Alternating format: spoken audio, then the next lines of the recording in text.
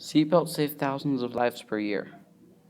But only 60% of people in cars actually wear seatbelts.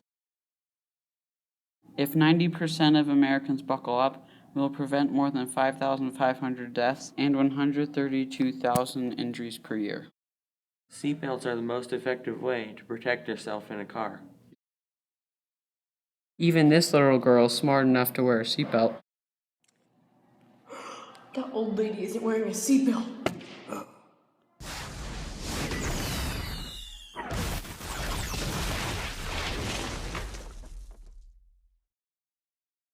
Wearing a seatbelt cuts the risk of injury or death by nearly 45 to 50%. If we all buckle up, the world will be a much safer place. So just do it. It might save your life.